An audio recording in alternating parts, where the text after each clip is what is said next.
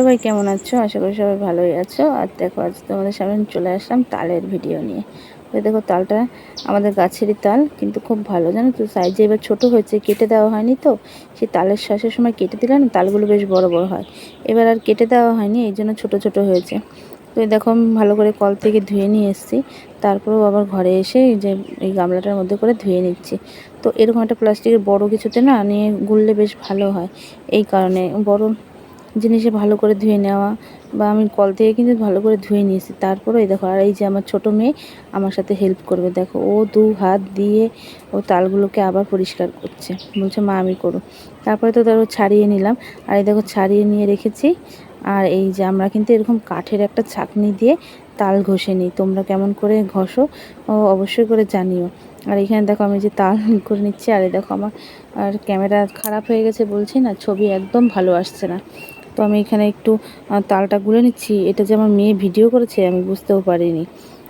তো তালটা আমি গুলে নিচ্ছি, আর তালটা দিয়ে না আমি বড়াই বানাবো আজকে, আর অন্য কিছু বানাবো না। এ দেখো বেশ কিন্তু অনেকটা হয়েছে। আর এই তালটা ছেঁকে নিয়েছি কী দিয়ে জানো তো, একটা নেটের কাপড় দিয়ে।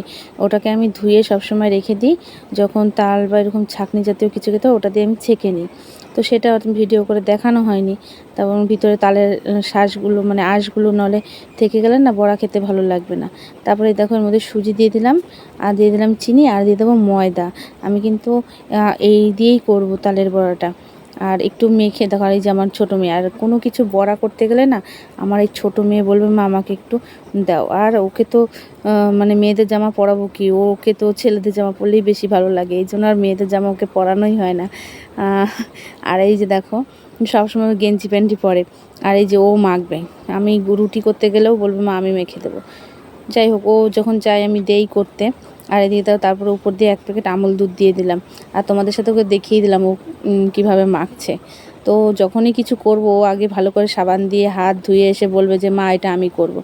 তারপরে দেখো মেখে রেখে দিলাম, বেশ খানিকটা সময় আমি মেখে রেখে দেবো, কারণ তাহলে সুজি দিয়েছি তো সুজিটা বেশ ফুলে উঠবে, সুন্দর হবে। আর এই দেখো বড়া যেহেতু ভাজবো একসাথে অনেকগুলো, তার জন্য আমি এই কড়াইটাতে ব্যবহার করছি।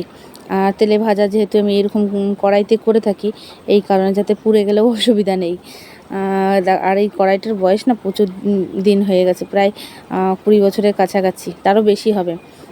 তো এটা আমার মা রান্না করতো, তারপরে এখন আমি করছি। আর এই দেখো গ্যাসেই করছি বড়াগুলো। আর দেখো বড়াগুলো কি সুন্দর কিন্তু ফুলে উঠছে, বেশ টুপো টুপো করে ফুলছে, বুঝতেই তো পারছো, দেখতে পাচ্ছ তো তোমরা। আমার বড়াগুলো কিন্তু খুব সুন্দর ফুলছে, বেশ ভালো হয়েছিল কিন্তু বড়াগুলো খেতে। আর আমি কাঁচা তাল দিয়ে বড়াটা করতে ভালো লাগে, কাঁচা তালের বড়াটা খেতেই বেশ ভালো লাগে। ওই তাল জাল দিয়ে বড়া করলে তার টেস্টটা আমার কাছে ভালো লাগে না। আর এই দেখো কি সুন্দর টুপো টুপো করে ফুলেছে না, একদম গোল গোল রস মানে মিষ্টির মতন গোল গোল লাগছে। আর দেখো কতটা নরম হয়েছে, দেখো এত সুন্দর লাগছে না। আর দেখো মানে সবাইকে দিয়েছি, দিয়ে ঠিয়ে কটা আছে মানে শ্বশুর শাশুড়িকে আর সবাইকে দিয়ে, আর এই কটা আমি নিজেদের জন্য রেখেছি। আর আমার ছেলে মেয়ে তো খুব ভালো খেয়েছে। আর রাতে বলছে মা আমি আর ভাত খাবো না, আমি বড়াই খাবো। আচ্ছা ঠিক আছে।